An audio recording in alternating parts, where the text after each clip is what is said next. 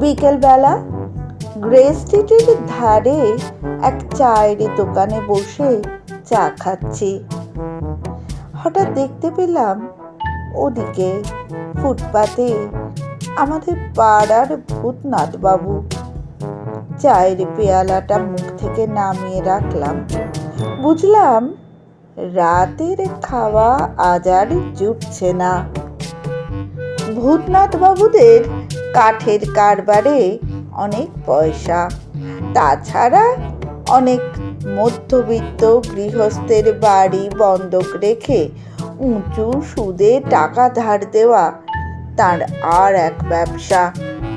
যারা ঠিক সময়ে ধার শোধ করতে পারে না তাদের বাড়ি ঘর তিনি আত্মসাৎ করেন, তারপর দেন বেচে। এই করে তিনি জমিয়েছেন বিস্তর। কিন্তু এমন কৃপণ ভূভারতে আর দেখা যায় না। খান চুনো মাছ আর পুঁই চচ্চড়ি। নাপিতকে পয়সা দিতে হবে বলে এক মুখ দাড়ি আর এক মাথা চুল তার কায়েমি হয়ে আছে। বয়সে বুড়ো, পায়ে তালপাতার চটি, গায়ে একটা গরম ওভারকোট। শীত গ্রীষ্ম মানেন না, ওভারকোটই তার গাত্রাবরণ। ওজনে সের পাঁচেক হবে। এ পিঠে ও পিঠে কমসে কম 25টা পকেট। কাঠের কারবারের লাভের প্রথম টাকা দিয়ে চোরা বাজার থেকে 2-3 হাত ফেরতা ওই কোটটি তিনি কেনেন সস্তা দামে। সে আজ 32 বছর হলো। সেই থেকে ওই কোটটা তিনি গা থেকে আর নামাননি। খালি রবিবার তিনি জামা খুলে স্নান করেন, কেননা সেদিন দোকান তার বন্ধ থাকে। ঘুমোবার সময় কোটটিকে কখনো করেন লেপ, কখনো মাথার বালিশ, কখনো বা মাত্র তোশক। অর্থাৎ কোটটা তার গায়েই থাকে। কোটটার সর্বাঙ্গে তালি আর সেলাই। ভূতনাথ বাবুর ব্যবসার উন্নতির সঙ্গে সঙ্গে খালি তার কোটের সংখ্যা বৃদ্ধি হয়েছে। ওই ওভারকোটটি দেখলে সেদিন আর খাওয়া জোটে না। এমনি একটা প্রবাদ এ পাড়ায় প্রচলিত ছিল। ওর বাড়ির নম্বর হচ্ছে 113। ম্যাট্রিকের নবীনের রোল নাম্বার 113 ছিল বলেই নাকি সে আর পাশ করতে পারেনি। অন্তত আজকে আমার চা খাওয়া যে বন্ধ হলো তাতে আর সন্দেহ কি। ভূতনাথ বাবু নিচু হয়ে রাস্তার ধুলো কাঁকড় ঘাঁটতে ঘাঁটতে রাস্তা পেরিয়ে অবশেষে আমারই কাছে এসে হাজির হলেন দেখছি। আমাকে দেখেই তার ভেউ ভেউ কান্না। আমার সর্বনাশ হয়ে গেছে হিরু, একেবারে পথে বসিয়েছে, একেবারে। দোকান থেকে বেরিয়ে এসে বললাম, কি কি হলো? মোটর চাপা? গাঁট কাটা? এমন করছেন কেন? একটা গাড়ি ডেকে দেব? বসে পড়লেন কেন ধুলোর ওপর? মাথা ঘুরছে? হাওয়া করবো একটু? কি হয়েছে বলুন না ছাই। মৃগী আছে নাকি? পাহারাওয়ালা ডাকবো? পাহারাওয়ালার নাম শুনেই বোধহয় বুড়োর জ্ঞান এলো। অমনি আমার হাত দুটো চেপে ধরে কেঁদে উঠলেন। আমাকে একেবারে গাছতলার ভিখিরি করে ছাড়লে। একটা জলজ্যান্ত 100 টাকার নোট হাত থেকে হাওয়ায় উড়ে গেল। হাওয়ায় উড়ে গেল? বলেন কি? হ্যাঁ ভাই, জানোই তো টাকা কড়ি আমি জামার পকেটে রাখি না। বেটারা টের পেয়ে কখন ঠিক পকেট মেরে দেবে, সেই ভয়ে সব সময় রাখি হাতের মুঠোয়। সকালে আজ আমাদের মিনি বেড়ালটার বাচ্চা হয়েছে, তারাই দুটো পকেটে ছিল। সে দুটো কোনো সাড়া শব্দ নেই দেখে পকেটে কখন অজান্তে হাত ঢুকিয়ে দিয়েছি। অমনি দেখি হাতের মুঠোয় নোট নেই। বললাম, আর বাচ্চা দুটো? ভূতনাথবাবু ধমক দিয়ে উঠলেন, দূর তোর বাচ্চা! আমার গেল 100টা টাকা, 6400 পয়সা, আর তোমার কাছে বিড়ালের বাচ্চা দুটোই বড় হলো। কলেজের ছোকরা, বাপের পয়সায় চা খাও, তোমাদের কি? অপরাধীর মতো মুখ করে বললাম, কিন্তু আমাকে কি করতে হবে? লোকের উপকার করতে কি তোমরা এগো? সে ছিল আমাদের সময়, পরের জন্যে বিষ খেতে পারতাম। 100টা টাকা, 12,800টা আদলা, আমার কি হবে হিরু? আমার সঙ্গে একবারটি এসো না ভাই। পকেটে হাত ঢুকিয়েছিলাম সেই কালীতলার কাছে, সেখান থেকেই ফুটপাত ধরে খুঁজে খুঁজে আসছি। খালি একটা ফুটপাত দেখা হয়েছে। তুমি একবারটি ওদিকটা দেখতে দেখতে এগোবে ভাই। অবাক হয়ে বললাম, বলেন কি, কালীতলা পর্যন্ত? আমার পিঠে হাত রেখে ভূতনাথবাবু বললেন, যদি খুঁজে পাও হিরু, তবে নিশ্চয়ই তোমাকে বাড়ি ফিরে যাবার ট্রাম ভাড়া দেব। ডবল 1 কাপ চা, তুমি তো পকোড়ি খুব ভালোবাসো। অগত্যা ফুটপাত ধরে খুঁজতে খুঁজতে এগোতে লাগলাম। আমি ডাইনের ফুটপাতে, উনি বাঁয়ে। হঠাৎ এক সময় চেয়ে দেখি ভূতনাথবাবু এক রাজ্যের পথ পিছে পড়ে আছেন। আমি চলেছি তাড়াতাড়ি, উনি শামুকের মতো। ফিরে গিয়ে ওকে ধরলাম। দেখি একটা ডাস্টবিনের মধ্যে মুখ নামিয়ে উনি হাত দিয়ে ময়লা ঘাঁটছেন। তার ওভারকোটে এক টান মেরে বললাম, এ করছেন কি? ভূতনাথবাবু মুখ তুলে বললেন, বলা তো যায় না, কোনো ছোট ছেলে হয়তো কুড়িয়ে পেয়ে এইখানে ফেলে গেছে। সবাই তো আর নোট চেনে না। তুমি পেলে না এতক্ষণেও। তুমি কিছু কাজের নও হিরু, পারো খালি চা গিলতে। ওদিকটা তাহলে কিন্তু দেখা হয়নি। আমি যাই ওপারে, তুমি এদিকটা দেখতে দেখতে এগো। ভূতনাথবাবু ওদিকের ফুটপাতে চলে গিয়ে এক পা এগোন আর হেঁকে ওঠেন, হিরু পেলে? চোখ যদি এতই খারাপ, তবে চশমা নাও না কেন?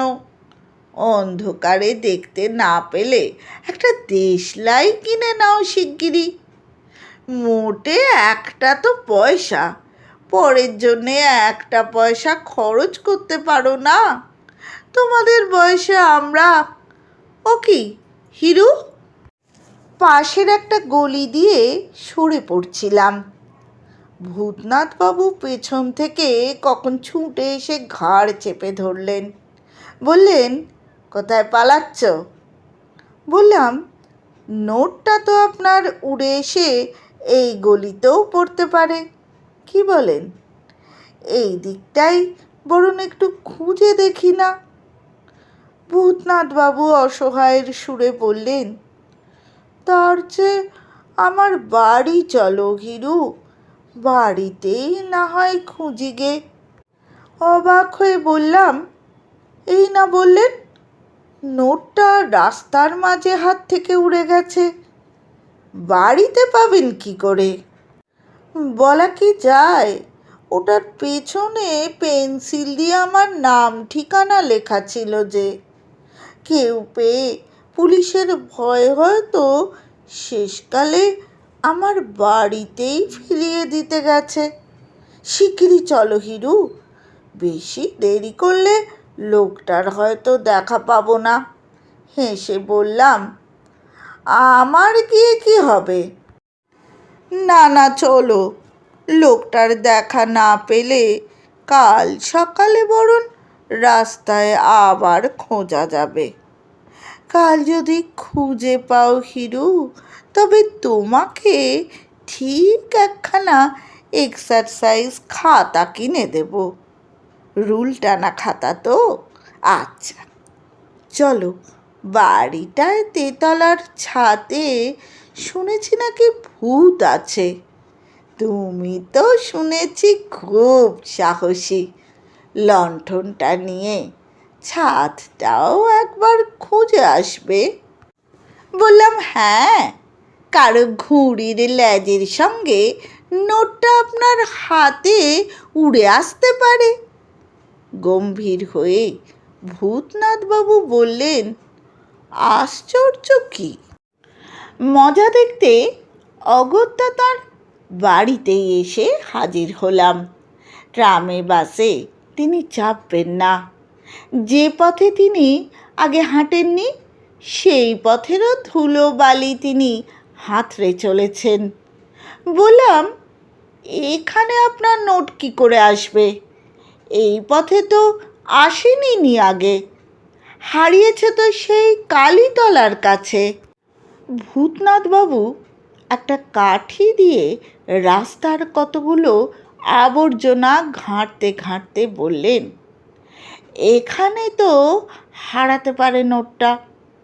আশ্চর্য কি, এক জায়গায় হারালেই হলো। হাসবো না কাঁদবো কিছু ভেবে পেলাম না। বাড়ি এসে ভূতনাথবাবু এক তুমুল কাণ্ড বাঁধিয়ে তুললেন। ছেলে মেয়ে নাতি নাতনি বউ ঝি সবাইকে ডেকে জড়ো করে বাড়ির চতুর্দিকে আনাচে কানাচে নোট খুঁজতে পাঠালেন। না পেলে কাউকে আর তিনি আস্ত রাখবেন না। ছেলের বউদের বললেন, শিগগিরই ট্রাঙ্ক প্যাটরা খুলে বার করো নোট। নাতি নাতনিদের বললেন, নিয়ে আয় তোদের বই খাতা, কার ভাঁজে লুকিয়ে রেখেছিস। ভূতনাথবাবু একেবারে ক্ষেপে গেছেন। এবার তোষক বালিশ সব ফাঁড়তে শুরু করেছেন। কারও বারণ তিনি কানে তুলবেন না। বাধা দিয়ে বললাম, নোট আপনার বিছানা বালিশের মধ্যে ঢুকবে কি করে? ভূতনাথবাবু বললেন, তুমি জানো না হিরু, এ নোট যেখানে খুশি উড়ে যেতে পারে।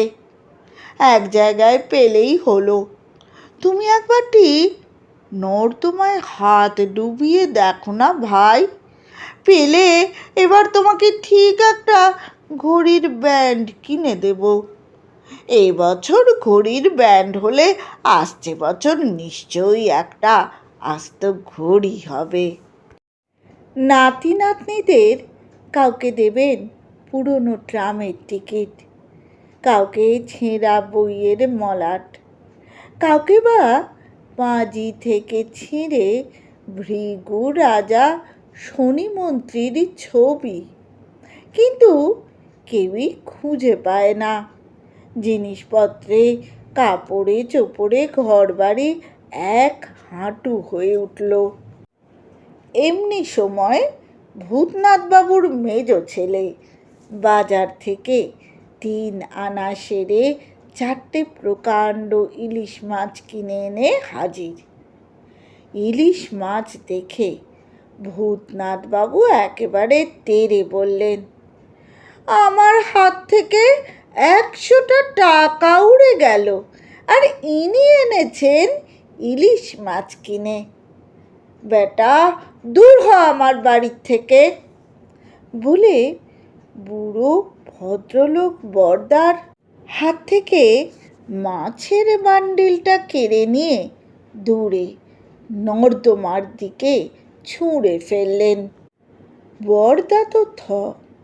ভূতনাথবাবু তার কানটা ধরে বললেন, বেটা, খুঁজে বার কর আমার নোট, নইলে তোরই একদিন কি আমারই একদিন। কি একটা ছোট মেয়ে মাছ কাটার দিকে এগোচ্ছিল। ভূতনাথবাবু প্রবল কণ্ঠে ধমকে উঠলেন, খবরদার পেটি, ওই মাছ ছুবি তো তোকে আমি বঁটিতে কাটবো। আমার গেল 100টা টাকা, আর ওরা এলো ফুর্তি করতে। আমাদের বাড়ির কেউ ও মাছ ছুঁতে পারবে না। তোরা সবাই মিলে চেঁচিয়ে শোক করতে পারিস না? তাহলেও তো আমার বুকটা জুড়োয়। গঙ্গার টাটকা ইলিশ, ভাবলাম দুটো সরাই। বুড়ো ঘরের মধ্যে গিয়ে দা দিয়ে তার খাটের জাজিম ফাড়ছে। উঠোনটুকু পেরিয়ে মাছগুলির দিকে এগোচ্ছি। কোথা থেকে হুড়মুড় করে তেড়ে এলেন। নিলে নিলে, মাছ নিয়ে পালালে বরদা, ধর হিরুকে। কে জানে ওই মাছের পেটের মধ্যেই আমার 100 টাকার নোটটা লুকিয়ে আছে কিনা। ধর ধর, গেল গেল।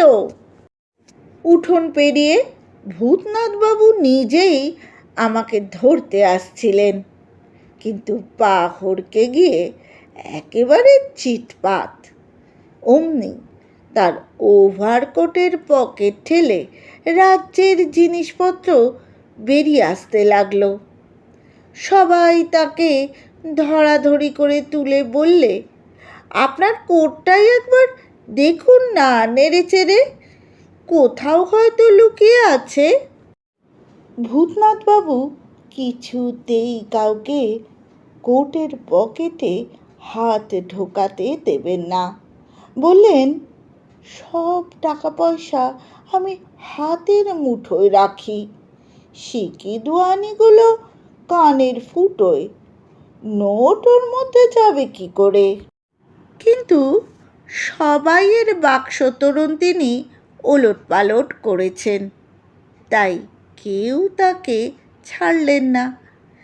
গায়ের থেকে জামা খুললেন না বটে, কিন্তু সবাই মিলে তার পকেট উজাড় করতে লাগলেন। নোট তো নয়, ছোটোখাটো একটি জাদুঘর। নিচের পকেট থেকে প্রথমে বেরোলো বেড়ালের মরা বাচ্চা দুটো, বড় ছেলে গ্যান্দার চুষি কাঠি, বরদার ঝুমঝুমি, ঘড়ির স্প্রিং, চুলের কাঁটা, খলনোড়া, কাঁচের টুকরো, দড়ি, ভাঙা চামচ, কি যে তাতে নেই, তার হিসেব কে করবে। কিন্তু নোট কোথাও পাওয়া গেল না। সদর ও খিড়কি সমস্ত পকেটেই তন্ন তন্ন করে দেখা হলো, কিন্তু কাকস্য পরিবেদনা। এই দেখে ভূতনাথবাবু আরেকবার ভেউ ভেউ করে কেঁদে উঠলেন। তবে কোটের পকেটেও নোট নেই। আমার শেষ পর্যন্ত আশা ছিল কোটের একটা না একটা পকেটে ওটা পাবই। এত সব পুরনো জিনিস পাওয়া গেল, আর সদ্য হারানো নোটটা পাওয়া যাবে না। আমার কি হবে? বলে তিনি কোটটা খুলে ফেলে একটা কাঁচি দিয়ে তার লাইলিন কাটতে শুরু করলেন। কে একজন বললেন, নোটটা তো আপনার হাত থেকে উড়ে গেছে বললেন, কোটটা কেটে আর কি হবে? ভূতনাথবাবু চটে বললেন, থাকলে তো আর মহাভারত অশুদ্ধ হবে না। এত জিনিস থাকতে কারোর আপত্তি নেই, একটা 100 টাকার নোট থাকবে এই আর কারোর সইছে না। কিন্তু কোটটা কুটি করেও নোটের সন্ধান মিলল না। ভূতনাথবাবু দাড়ি চুল ছিঁড়ে কাটা ছাগলের মতো ছটফট করতে লাগলেন। অফিসের কাজকর্ম চুকিয়ে দোকানপাট বন্ধ করে এমনি সময় ভূতনাথবাবুর সরকার ব্রজেন এসে উপস্থিত। কান্নাকাটি গোলমাল শুনে ভেতরে এসে শুধল, ব্যাপার কি? সব দেখে শুনে তো তার চক্ষু স্থির। আমাকেও বরদাকে ডেকে নিয়ে ব্রজেন বললে, নোটটা তো কর্তা দোকানের দেরাজেই ফেলে এসেছেন, আনেননি মোটেই, আমি সেটা পৌঁছে দিতে এসেছি। ব্রজেনের হাত থেকে নোটটা নিয়ে আমি ছাদে উঠে গেলাম। অন্ধকারে গিয়ে চেঁচানি শুরু করে দিলাম, আপনার নোট পেয়েছি ভূতনাথবাবু, শিগগির উঠে আসুন। সিঁড়ি বেয়ে এক দঙ্গল ছেলে মেয়ে ছাদে উঠে এলো, কিন্তু ভূতনাথবাবু সিঁড়ি কিছুতেই ডিঙ্গোবেন না, তাকে ভূতে ধরবে। বললাম, আমরা সবাই আছি, ভয় কি? ভূতনাথবাবু বললেন, শিগগির নেমে এসো হিরু, নিশ্চয়ই এবার তোমাকে লেজার দিকে একখানি ইলিশ মাছ কেটে দেব, নিশ্চয়ই নিজের হাতে কেটে দেব হিরু। হাসতে হাসতে নিচে নেমে এলাম। তার হাতে নোটটা ফিরিয়ে দিতেই তিনি ভজ নিত্যানন্দ বলে 2 হাত তুলে ধেই ধেই করে নাচতে শুরু করলেন। নাচ থামিয়ে জিজ্ঞেস করলেন, কোথায় পেলে নোটটা? ছাতে? বললাম, হ্যাঁ, ছাতে উঠতেই সেই ভূতের দলের সঙ্গে দেখা। আমার হাতে নোটটা দিয়ে একজন বললে, আমাদের রাজার কষ্ট আর সইতে পারি না, এই নাও, তাকে তার নোট ফিরিয়ে দাও। আমরা হলাম তার প্রজা, তিনি হচ্ছেন ভূতনাথ।